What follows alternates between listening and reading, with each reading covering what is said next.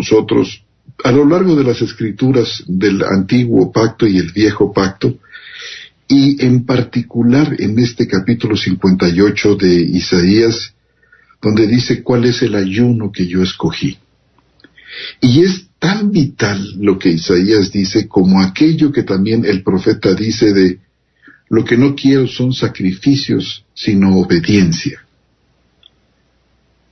Ni me interesan mucho sus celebraciones y sus lunas nuevas, sino que hagáis misericordia y tengáis piedad, y os acojáis unos a otros. Aunque alguien podría decir, bueno, ciertamente esto no anula el hecho de que Dios quiera, de que Dios diga no quiero sacrificios sino obediencia, no anula el hecho de que debe haber sacrificios.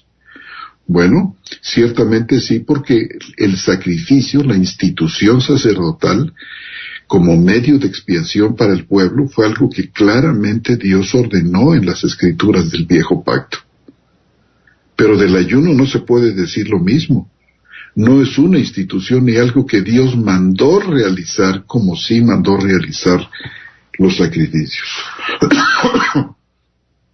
La ventaja de Isaías 58, que dice, por ejemplo, no es más bien el ayuno que yo escogí que desates las ligaduras de maldad, que sueltes las cargas de opresión, que dejes ir libres a los quebrantados, que acojas en tu casa a los pobres, que vistas a los desnudos. Dígame una cosa, esto que es la verdadera práctica del ayuno, el ayuno de Dios, porque nuestro Señor dice aquí en Isaías, no es más bien el ayuno que yo escogí. Versículo 6, 58:6. Que se hagan estas y estas cosas. Ese es el ayuno que Él escogió. Y de esta manera nuestro Señor despoja al ayuno como práctica religiosa, lo despoja de esta carga religiosa con que casi siempre lo añaden como una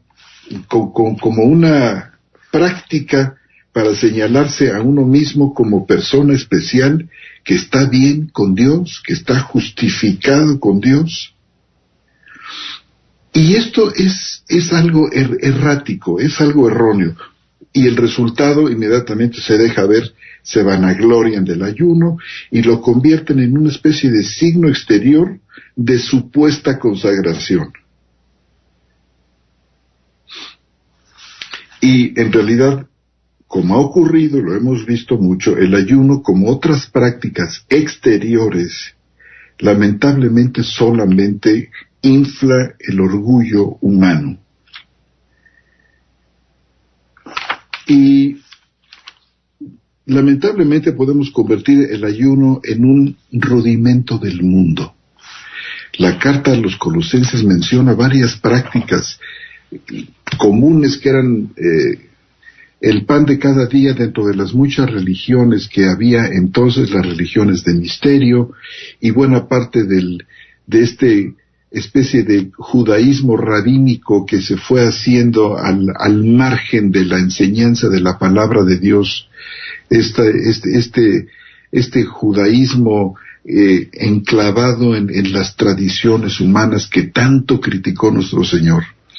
Nos encontramos, por ejemplo, en la carta a los Colosenses, en el capítulo 2 y versículo 18 dice, 2:18 de Colosenses, nadie os prive del galardón, deleitándose en su humildad y en la adoración de los ángeles, alardeando por cosas que ha visto, vanamente hinchado por su propia mente carnal, no aferrándose a la cabeza de la cual todo el cuerpo, sustentado y unido por medio de coyunturas y ligamentos, crece con el crecimiento de Dios.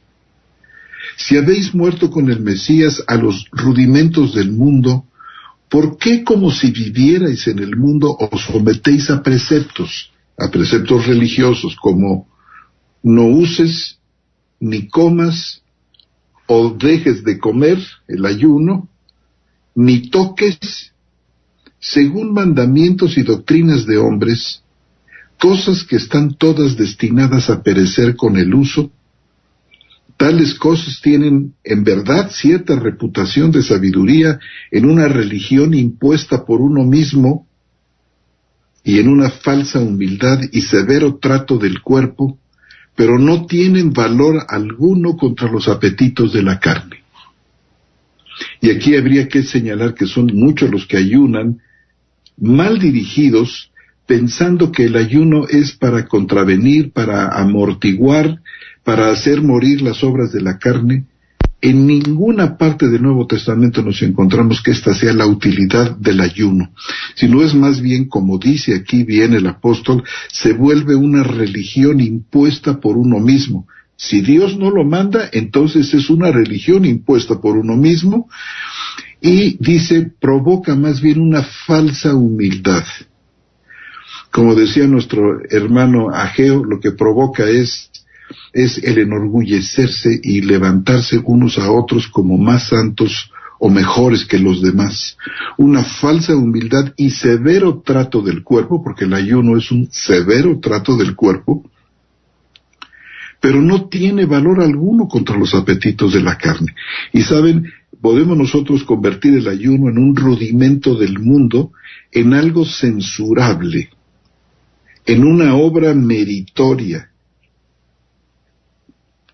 Y en síntesis, la tendencia a confiar en las cosas que nosotros hacemos para ganar el favor de Dios, como decía nuestro hermano Geo, para obligar a Dios a que nos haga caso, todo esto son ideas del hombre natural, del ser no regenerado, y es para lucirse y para distinguirse de los demás como alguien más santo.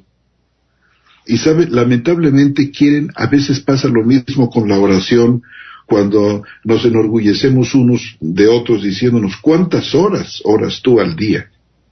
¿Qué tanto oras? Mientras más horas ores, más santo y mejor eres. Pero volteemos por un momento para terminar al libro de Isaías y veamos cómo dice el capítulo 58. Dice que cuando nosotros ayunamos de esta manera, lo que estamos buscando, dice, es nuestro propio interés. Fíjese cómo dice Isaías 58:3. ¿Para qué ayunar si no haces caso?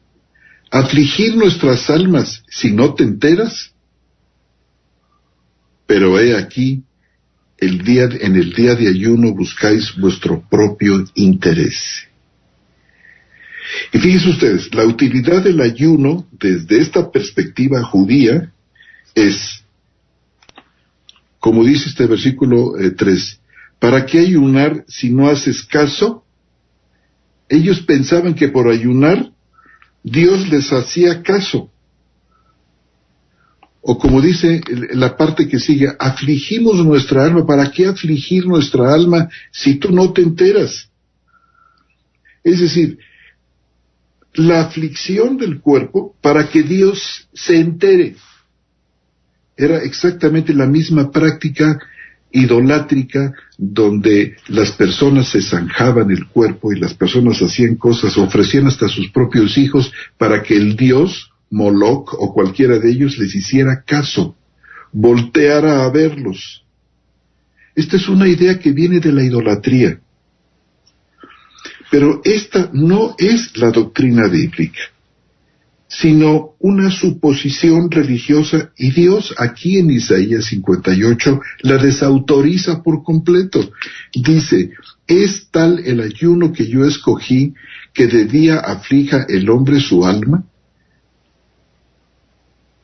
¿Que mueva la cabeza como un junco y se acueste sobre saco y ceniza? Que era lo que ellos hacían. Y Dios les dice, ¿es esto lo que Dios quiere? Dios quiere que se acuesten en saco y cilicio. El cilicio era una especie como de vestidura áspera que se ponían sobre el cuerpo, que picaba y era incomodísima. Esto es realmente lo que Dios quiere, el Dios que está cercano a nosotros y que no es como los dioses paganos que necesitan de esta clase de cosas para obtener su favor y obtener su interés. Claro, Es mucho más fácil ayunar con todas sus incomodidades que hacer justicia. Es más fácil vivir en esa clase de cristianismo heroico, de obras y de méritos, aunque los ayunantes muchas veces sean gente dura, gente orgullosa de sus propias obras, exactamente como el fariseo que se gloriaba del ayuno y menospreciaba al publicano que tenía a un lado. Ahora, noten ustedes, para terminar mi última palabra, cómo es que Isaías 58 menciona 7 cosas, y 7 es el número de la perfección, 7 cosas que Dios quiere que se hagan, que son el verdadero ayuno de Dios. Y vamos a ver cómo estas 7 están seguidas de otras 7 bendiciones que vienen cuando nosotros estamos en el verdadero ayuno de Dios. Fíjense ustedes cuáles son las 7 cosas que forman el ayuno verdadero de Dios. Dice Isaías 58:6, ¿no es más bien el ayuno que yo escogí? Va a mencionar 7 cosas. ¿No es más bien esto que les voy a decir? Fíjense, en primer lugar, desatar ligaduras de maldad. En segundo lugar, soltar las cargas de opresión. Tercero, dejar ir libres a los quebrantados. Cuarto, que rompáis todo yugo. 5, a los pobres errantes albergues en casa. 6, que cuando veas al desnudo lo cubras. Y 7, y no te escondas de tu hermano. Este es el ayuno, esta es la práctica, vamos a decir, religiosa que Dios está mandando. La verdadera práctica de Dios, no religiosa. 7 cosas. Y luego dice, como de estas 7 vienen 7 grandes bendiciones. Dice, si nosotros estamos en esto, en estas 7 cosas, dice, entonces, versículo 8, entonces, fíjense, en primer lugar, nacerá tu luz como el alba, y tu salvación se dejará ver pronto. 2, tercero, tu justicia irá delante de ti, y la gloria de Jehová será tu retaguardia. 4, quinta, entonces invocarás y Yahvé responderá.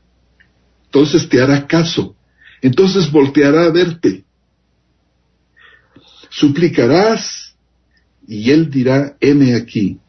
Si quitas de en medio de ti la opresión, el dedo amenazador y las palabras arrogantes. Este es el 6. Si de tu alma sacas para el hambriento y sacias al alma afligida, este es el 6, en las tinieblas nacerá tu luz, y tu oscuridad será como el mediodía. Y la 7, Yahvé te pastoreará siempre, y en las sequías saciará tu alma, dará vigor a tus huesos, serás huerto bien regado, un manantial cuyas aguas nunca faltan. 7 bendiciones que vienen de 7 maneras en que nosotros dejamos de poner los reflectores sobre nuestra propia vida, buscando nuestro propio interés y los enfocamos nosotros en los demás. Este es el ayuno escogido por Dios. Nuestro hermano Carlos y nuestro hermano Geo han explicado otros aspectos del ayuno en el Nuevo Testamento, el ayuno ministerial, y han destacado un punto especial, porque la pregunta es, bueno, entonces, ¿qué no se debe ayunar? Bueno, en primer lugar, fíjate si estas 7 cosas están en tu vida antes de que pienses en abstenerte de tu desayuno, o de tu comida, o de tu cena. Fíjate cómo estás tú. Si tú internamente, en lo secreto, en lo íntimo, el Señor, porque aquí en el ayuno de Dios es Dios quien te lleva. Es Dios quien hace que el ayuno sea una bendición, no una obligación ni algo que se proclama desde el púlpito, sino algo que es movido, llevado por el Espíritu en ocasiones muy especiales de la vida. cuando nos encontramos en una aflicción tremendamente grande y nosotros queremos poner de una manera particular delante de Dios en un tiempo especial, en una búsqueda, a veces como se da casi desesperada, la ayuda de Dios, aunque fíjense ustedes, no es absolutamente necesario, porque nuestro Señor dice, hablando de la oración, que echemos nuestra ansiedad sobre Él. Busquemos todos estos pasajes, busquemos en una concordancia los versículos del ayuno para darnos cuenta cómo son realmente, cómo nosotros podemos acercarnos al corazón de Dios. De hecho, la maravilla del nuevo pacto consiste en que los creyentes han sido unidos a la persona del Salvador. Porque el que se une al Señor, dice, un espíritu es con Él. ¿Qué mayor cercanía? ¿Qué mayor proximidad el hecho de estar unido, ensamblado en la misma persona del Hijo de Dios? ¿Que no obtenemos su favor? ¿No obtenemos su atención? Por supuesto que sí. Me parece a mí que el ayuno es algo dirigido por Dios en situaciones de extrema necesidad, y es algo totalmente personal. En ocasiones puede volverse comunitario, en ocasiones, pero esto es algo tan distinto en su naturaleza y en forma y fondo de esta actitud religiosa que nosotros vemos en las iglesias. Por eso dice, ¿cuándo sí, cuándo no? Bueno, mira, el Señor dice que todo aquel que es guiado por el Espíritu de Dios, este es hijo de Dios. Puede haber hermanos que ayunen y hermanas que ayunen, sí, y sabes, casi nunca te das cuenta de que esto ocurre, porque nunca andan alardeando, porque lavan su cara perfectamente cuando ayunan y nadie se da ni por enterado siquiera de que están pasando por un periodo de ayuno. Bueno, pues hay mucho, quizás habría más que decir, aunque creo que el tema está más que perfectamente tratado y deberíamos ya pasar a tratar otro asunto. Muchas gracias. Gracias a usted, hermano José Antonio. Se me ocurre pensar lo siguiente, luego de analizar las diferentes menciones del ayuno que hay en la Biblia, casi todas parecieran tener como denominador común el dejar de abstenerse de alimentos o de otras cosas para dedicarse a orar o estar delante de la presencia de Dios. Hay muchos casos en la Biblia que así lo muestran, ¿no? Y algunos de ellos no solamente se refieren a la abstención de alimentos, como el ayuno tradicional que conocemos, sino también la abstención, por ejemplo, de relaciones sexuales o maritales. También es considerado como ayuno, uno entre varios ejemplos que pudiera ver en la palabra de Dios. En Daniel 6:18 dice que se retiró el rey a su palacio y pasó la noche en ayuno, sin hacer venir concubinas a su presencia. Hay una parte también cuando Dios le da el consejo a los matrimonios, al esposo y la esposa, que dice no os neguéis el uno al otro, y no se separen desde el punto de vista sexual, digamos, a no ser de mutuo acuerdo, para dedicaros a la oración, y una vez culminada pues vuelvan a unirse. Entonces entendemos el ayuno como una abstinencia o abstención para dedicarse a orar. ¿Esto se puede ser considerado así o tiene alguna otra connotación adicional?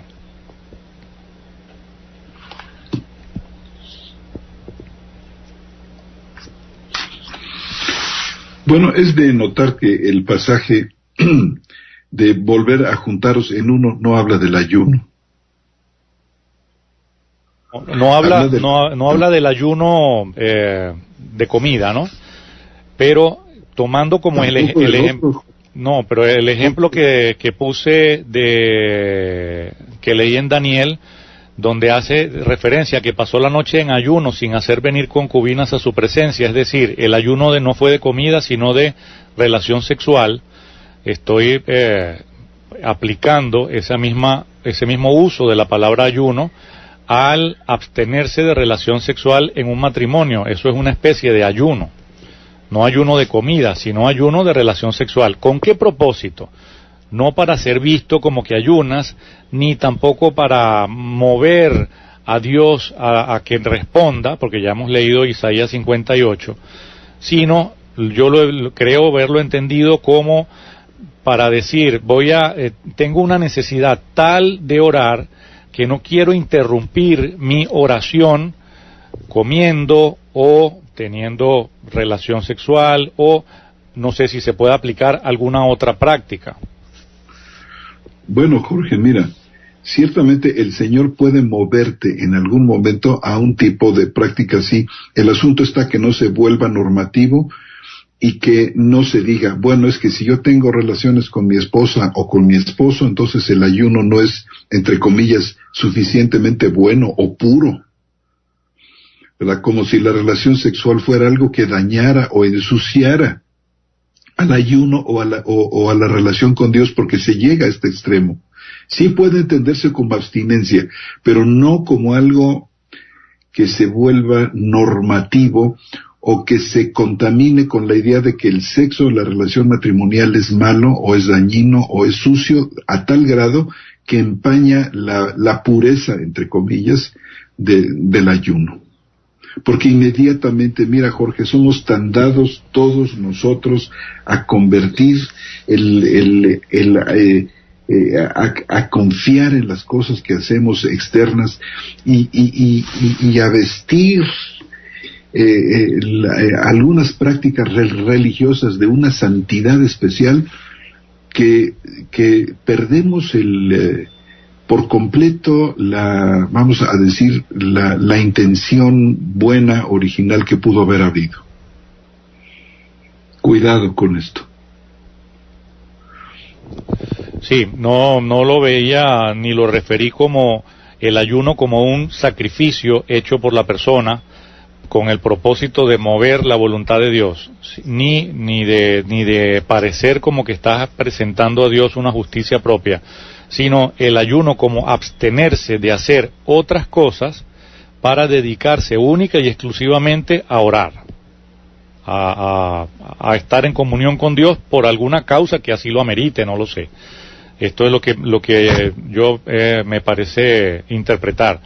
Sin embargo, haciendo claro énfasis en lo que ustedes han enseñado, que primero no es ni obligatorio ni tampoco es ordenado, yo creo que ni aún recomendado por la palabra de Dios que hay que ayunar para alcanzar la respuesta de Dios, sino todo lo contrario, lo que dice Isaías 58, el verdadero ayuno es los otros 7 puntos que se mencionaron.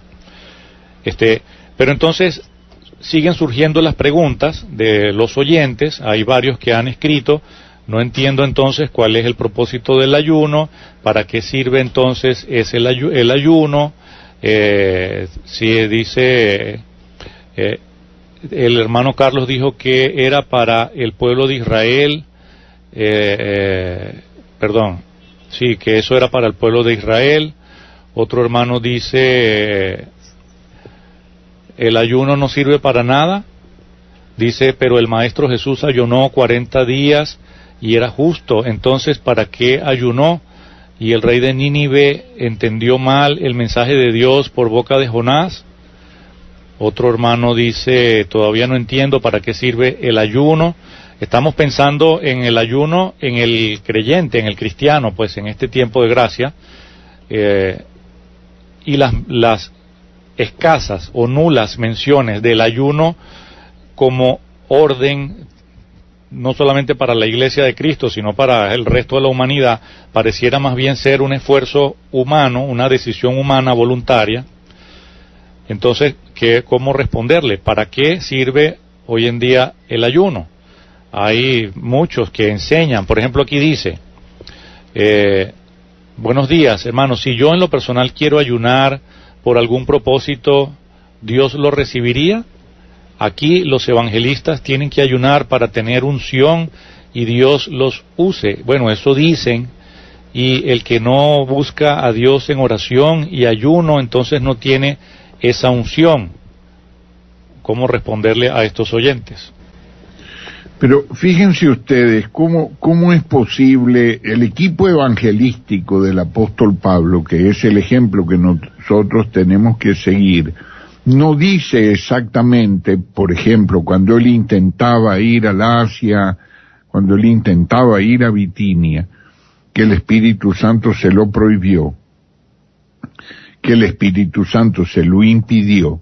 No dice el texto de que ellos entonces ayunaron y les fue mostrada la visión. ¿Por qué no leemos esa parte? Nosotros, mientras tanto tú la buscas, Jorge, yo voy a referirme pues brevemente a esto. El ayuno es una obra. Entonces, ustedes preguntan, ¿por qué ayunamos? Bueno, eso supongo yo que si el ayuno es personal, ustedes deberían saber por qué ayunan. Yo cuando he ayunado, porque sí lo he hecho, esto es una cuestión secreta, privada mía, y yo con mi Dios, y yo sé por qué he ayunado, y nadie más lo tiene que saber. Ahora, que Israel como pueblo, como nación, va a tener o tiene que declarar ayunos. Por ejemplo, en Inglaterra, cuando ellos estuvieron a punto de perder la Segunda Guerra Mundial, pero a punto, y cuando regresaron los soldados derrotados ingleses por parte de las tropas alemanas, pues, que los recogieron ahí en una playa llamada Dunkerque, en Francia. Entonces, ellos regresaron a Inglaterra y lo primero que hizo el primer ministro inglés fue declarar un ayuno nacional. Ellos pensaron de que esto, pues, estaban a punto de ser invadidos por Alemania, ya estaban derrotados. Y decretaron un ayuno nacional, todo el pueblo ayunó, el pueblo inglés, para que Dios los librara de esto, de la dominación de Alemania. Y sucedió un hecho extraordinario en la historia, ¿no? Que el gobernante alemán, que tenía un pacto hecho con Rusia, no tenía ninguna necesidad de atacarlos, se volvió en contra de sus aliados y desistió de la idea de invadir Inglaterra.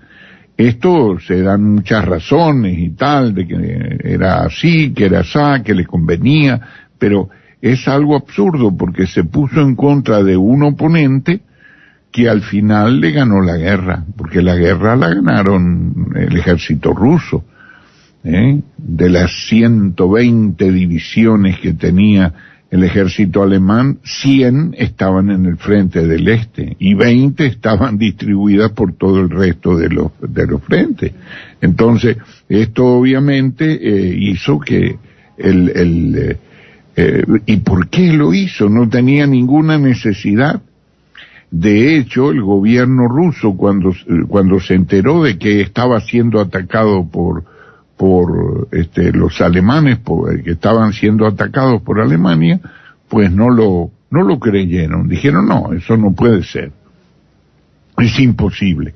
Y fue el gran absurdo de la Segunda Guerra Mundial, que quitó el balance, pues, para que ganaran estas cuestiones.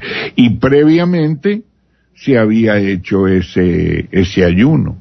Fue por el ayuno, no sé, pero hay veces de que sí, suceden estas cosas, han sucedido estos hechos en la historia.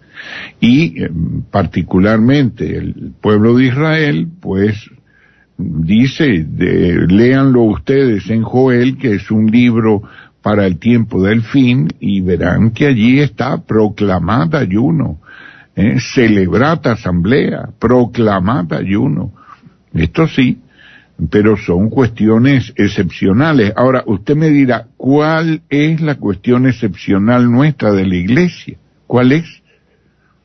Pero si todas las cosas nos suceden por gracia, ¿usted cree realmente que los evangelistas, en caso tal, tengan que ayunar para recibir la unción para predicar el Evangelio? Pero ¿ustedes realmente creen eso? Entonces, ¿dónde está la gracia? Porque el ayuno es obra. Entonces, el que ayuna más, predica más. Bueno, yo no lo he visto eso en ninguna parte de la Biblia. Ahora, si ustedes consiguen un texto, por eso tienen que ser muy críticos. Decirle, mire, no es lo que nosotros decimos aquí en frente a la Biblia. Es lo que está escrito en la Biblia. Cuando le diga, pero es que el evangelista necesita una unción especial y para eso tiene que ayunar. Entonces usted le dice, bueno, si usted me permite, por favor, ¿dónde está eso escrito en la Biblia? Porque resulta que el testimonio de la evangelización lo dan los santos de la Iglesia. Muchas son las evangelizadoras, dice. ¿Me comprende? Entonces, esto no es un ministerio descollante de una persona que llena un estadio, ¿me comprende? Y que pasan miles. No, eso no funciona así. Funciona con los millones de creyentes que dan testimonio personal de la obra que Cristo ha hecho en sus vidas. Por eso dice, cualquiera que bebiere de esta agua volverá a tener sed, pero todo el que bebiere del agua que yo le daré, no tendrá sed jamás, sino que será en él una fuente que salte para vida eterna. Entonces, cuando recibimos el agua que Cristo nos da, no que nosotros tomamos porque somos listos, porque somos inteligentes, más inteligentes que el vecino que se quiere ir al infierno. Y nosotros, como somos listos, no nos queremos ir al infierno. No funciona así la cosa. Nosotros tomamos del agua porque Cristo nos da el agua. Entonces, una vez que la tomamos, ocurren dos cosas. Una es que no tenemos sed jamás, dejamos de buscar. Ya la búsqueda se ha terminado, la incertidumbre, todo. Mira, conocemos al que es la resurrección y la vida, y se acabaron para siempre nuestros problemas, para siempre. Entiéndalo bien, lo voy a decir otra vez, para siempre. Se acabaron los problemas, porque una vez que está solucionado el problema de la muerte, dígame usted cuál es el problema que usted tiene. Entonces, ese es lo primero, se calma la sed. El segundo es que es una fuente, no es solamente agua, sino que se hace en cada creyente una fuente que salta para vida eterna. Entonces usted la recibe, se calma la sed y enseguida tiene ganas de compartirla con otros. Entonces eso es lo que se llama pasión por las almas. Y todo cristiano tiene, en poco o en mucho, esa pasión por las almas que tarde o temprano lo va a llevar a dar testimonio. Ese es el verdadero evangelismo. Entonces ahí no se necesita ayuno, ahí lo único que se necesita es entender la gracia de Dios, andar en el Espíritu, no contristar el Espíritu. Esto es ser llenos del Espíritu. Y entonces andando así, pues cumplimos la voluntad de Dios. Pero yo no veo ayuno en ninguna parte de esa. Ahora, no me gustaría que siguiéramos recibiendo esas consultas. Entonces, ¿para qué sirve el ayuno? Bueno, usted tiene su Biblia. Entonces, proponga un versículo. Mire, me dijeron que el ayuno era necesario. Sí, ¿y qué versículo le citaron? Porque nosotros aquí acabamos de citar los versículos de Isaías, donde claramente dice cuál es el ayuno que Dios ha escogido. Yo creo que cuando nosotros ponemos a nuestra alma a ayunar de los malos deseos, que no la alimentamos con envidias, con celos, con tiendas, todo eso, ponemos nuestra alma en ayuno. Cuando castigamos nuestro propio cuerpo, lo ponemos en sujeción, ¿qué es? Es que no le damos rienda suelta. Nuestra alma siempre está sintiendo contiendas, envidias, peleas, enemistades, no solamente adulterio y no solamente tentaciones de pecados graves, de idolatrías, de cuestiones de esto, no. Otros que tienen la misma estatura, por ejemplo, enemistades. Es que yo estoy enemistado con el hermano, pues sepa lo que usted no puede estar enemistado con el hermano, porque el hermano usted tiene que estar en capacidad de romper el pan con él y compartir la copa una vez por semana. Entonces esto es indispensable, que usted arregle su problema, esté lejos o esté cerca el hermano. Ahora, dice que hay que ayunar para eso, yo no lo veo, porque mire, una de las cosas más íntimas que tenemos en la iglesia es el partimiento del pan y el compartimiento de la única copa. El partimiento de un solo pan y un mismo pan y el compartimiento de una sola copa. Entiéndase, por favor, el énfasis que estoy haciendo en eso.